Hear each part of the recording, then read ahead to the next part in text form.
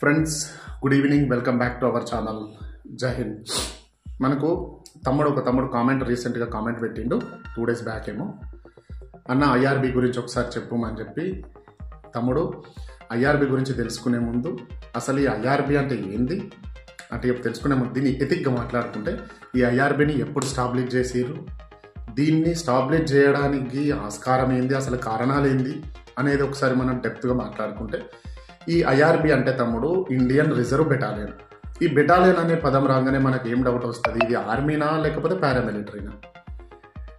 Paramilitary అంటే మన CAPF, ఇది ఆర్మీనా లేకపోతే సిఏపిఎఫ్నా? బెటాలియన్ అని ఉంది కదా, రెండే. అంటే మన ఫోర్స్లో ఆర్మీకి బెటాలియన్స్ ఉంటాయి, రెజిమెంట్స్ ఉంటాయి. బెటాలియన్స్ అని వచ్చేసి సిఏపిఎఫ్లో ఉంటాయి. మరి బెటాలియన్ అంటే ఇది సిఏపిఎఫ్, ఇది బార్డర్ డ్యూటీ చేస్తుందా లేకపోతే ఇంటర్నల్ డ్యూటీ చేస్తుందా అని అంటే, తమ్ముడు ఇది ఖచ్చితంగా పారామిలిటరీ. సిఏపిఎఫ్ కాదు, ఆర్మీ కాదు. ఇది స్టేట్ లెవెల్లో ఒక రిజర్వ్డ్ ఫోర్స్ అన్నమాట. ఈ రిజర్వ్ ఫోర్స్ని ఎందుకంటే, ఇప్పుడు స్టేట్ లెవెల్లో ఇన్ని పోలీసు విభాగాలు ఉండగా ఈ ఐఆర్బిని ఎందుకు స్టాబ్లిష్ చేశారంటే, 1971లో ఓవరాల్ ఇండియాగా 153 బెటాలియన్ అయితే స్టాబ్లిష్ చేయడం జరిగింది. ఎందుకు చేసారు ఇది అంటే, అప్పుడున్న గవర్నమెంట్, ఇప్పుడు సపోజ్కి సివిల్ పోలీస్ ఉంది. ఏదైనా పర్టికులర్ స్టేట్లలో సివిల్ పోలీస్, సపోజ్కి మన ఆంధ్ర పోలీసు, మన Telangana police, Kerala police, UP police, Haryana police, Punjab police, ఇట్లాంటి పోలీసులు వాళ్ళ డ్యూటీలు సక్రమంగా చేసుకుంటున్నారు. అనుకోకుండా అన్ఎక్స్పెక్టెడ్గా ఏదైనా డిజాస్టర్ వచ్చింది, లేకపోతే లా అండ్ ఆర్డర్ ప్రాబ్లం వచ్చింది, మత కల్లోలాలు అయినాయి కావచ్చు, ఇట్లాంటిది వచ్చినప్పుడు సివిల్ పోలీస్ ద్వారా హ్యాండిల్ చేయలేని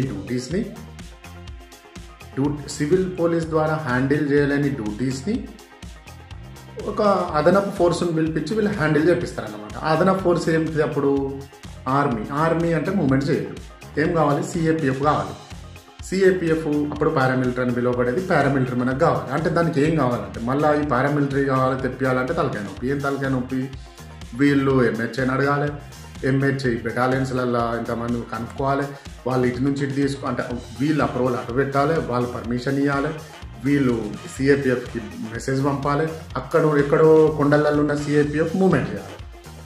వచ్చే మూమెంట్కి అయ్యే ఖర్చు, అకమెండేషను, అంతమంది బెటాలియన్ మొత్తం మూవ్ చేయాలి. ఒక సపోజ్ 4 కంపెనీలు కావాలంటే వాళ్ళ అకమెండేషన్, కార్ఖానా, వాళ్ళ ఎక్స్పోర్ట్ ఇంపోర్ట్ తడిసిపోబడేది. ఇది సెంట్రల్కు తలకు మించిన భారంగా మారి, ఇది ఏంది, ఇది అంత మంచిగా లేదని చెప్పి ఇట్లాంటి టైములల్లో పర్టిక్యులర్ అంటే క్విక్ మూమెంట్ చేసే ఒక ఫోర్స్ మనకు కావాలని చెప్పి ఐఆర్బిని స్టాబ్లిష్ చేశారు, ఇండియన్ రిజర్వ్ బెటాలియన్. ఐఆర్బిని స్టాబ్లిష్ చేసి దీనికి ఫండింగ్ మొత్తం సెంట్రల్ ద్వారా జరుగుతుంది. వీళ్ళ నియామకాలు కూడా సెంట్రల్ ద్వారానే జరుగుతుంది కొన్ని స్టేట్లలో. ఇప్పుడు మన దగ్గర ఉన్న, అంటే నేను ఇంతకుముందు మన దగ్గర ఉందా లేదా ఈ బెటాలియన్ అనేది, మన దగ్గర ఉన్న టీఎస్ఎస్పి ఒక మనకు తెలిసిన ఫ్రెండ్తో నేను మాట్లాడిన, ఆయన ఖచ్చితంగా ఉంది అని చెప్పిండు. ఐఆర్ అనే దాంతో మన బెటాలియన్స్ ఉన్నాయి.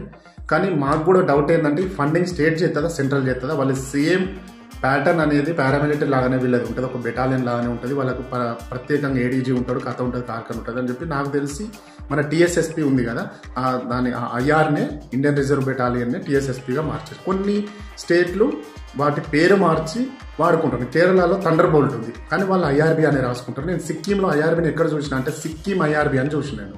ఇది మోస్ట్గా వచ్చేసి జార్ఖండ్లో, ఛత్తీస్గఢ్లో ఇట్లాంటి ఇన్సర్జెన్సీ ఏరియాలలో అయితే ఐఆర్బి ఎక్కువ ఉన్నది ఫ్రెండ్స్. ఓకే, అంటే మనం ఈ ఐఆర్బిని ఎందుకు స్టాబ్లిష్ చేసారు, వీళ్ళ ఫండింగ్ ఎవరు చేస్తారు, ఏం కథ, దీని పోలీసా ఫోర్సా? వీళ్ళ యూనిఫామ్ వచ్చేసి ఆర్మీ టైపుల్లో ఉంటుంది యూనిఫాము. మన దగ్గర ఇది ఉందా లేదా అంటే నేను చెప్పిన కదా, నాకు ఉన్న డౌట్ నేను క్లియర్ చేసుకున్నా. మన దగ్గర అయితే నేను ఇప్పటికీ ఐఆర్బిని చూడను. వీళ్ళ డ్యూటీ లేదు. వీళ్ళ duty law and order maintain చేయడము, డిజాస్టర్ మేనేజ్మెంటు, మళ్ళీ వచ్చేసి వీడియో ఫోన్ చెప్తుంది, ఫోన్ వస్తే కెమెరా ఆఫ్ అవుతుంది. డిజాస్టర్ మేనేజ్మెంటు, మళ్ళీ వచ్చేసి ఎలక్షన్ డ్యూటీసు, ఇట్లా. అంటే పర్టిక్యులర్ స్టేట్లో దీనిలో భర్తీ అయిన క్యాండిడేట్స్ ఎట్లుంటుంది అంటే, పర్టిక్యులర్ స్టేట్ కోసం భర్తీ అయిన వాళ్ళు ఆ స్టేట్లోనే డ్యూటీ చేస్తారు. ఎక్స్టర్నల్గా ఏమైనా అవసరం ఉంటే ఎలక్షన్ డ్యూటీలు చేయించడానికి కావచ్చు, ఢిల్లీలలో విఐపీ డ్యూటీస్ చేయడానికి కావచ్చు, వీళ్ళు వెళ్తారు అన్నమాట. ఢిల్లీ వీళ్ళ VIP duties, counter insurgency duties, counter terror duties, ఇట్లాంటి డ్యూటీస్ని వీళ్ళు హ్యాండిల్ చేస్తారు. దీన్ని మన ఐఆర్బీగా పిలుస్తాం. ఈ ఐఆర్బీలో వేకెన్సీస్ వస్తున్నాయి అని చెప్పి ఒక న్యూస్ అయితే చక్కర్లు కొడుతుంది. అది మాత్రం ఓవరాల్గా తీస్తే అయితే దాంట్లో ఆల్ ఇండియా భర్తీలు తీస్తే అందరు అప్లై చేయవచ్చు. లేదు ఇక స్టేట్ వైజ్ తీసుకుంటే మళ్ళీ ఎట్లా టీఎస్ఎస్పీ ఉందో అట్లనే వేకెన్సీస్ తీసుకుంటే మనం స్టేట్ వైజ్ అప్లై చేసుకోవాల్సి ఉంటుంది. ఓకేనా? ఈ వీడియో నచ్చితే లైక్ కొట్టండి, షేర్ చేయండి, సబ్స్క్రైబ్ చేయండి. ఆ సబ్స్క్రైబ్తో పాటు బెల్ కూడా నొక్కాలి. మన వాళ్ళు చాలామంది బెల్ నొక్కలేదు, నోటిఫికేషన్ వస్తలేదు. ఓకేనా? ఈ ఐఆర్బీకి మనకు తెలిసిన ఇన్ఫర్మేషన్ తమ్ముడు ఇది. అంటే నేను మొన్న నుంచే కనుక్కుంటున్నా. కాకపోతే మనకు పర్టికులర్ దాని మీద ఒక పర్టిక్యులర్ మనకు ఇన్ఫర్మేషన్ లేనప్పుడు మనం కొంచెం చెప్పకపోవడం బెటర్ అనే కాన్సెప్ట్ తోటి నేను ఆయన ఇప్పుడు మనకు ఒకటి దాని మీద వచ్చింది, నేను చెప్పేసి. ఓకేనా? దాని మీద ఒక పర్టికులర్ అవగాహన అనేది వచ్చిన తర్వాత నేను పంచుకుందామని చెప్పింది. ఇది మాత్రం ఫ్యాక్ట్. ఓకే, జై హింద్.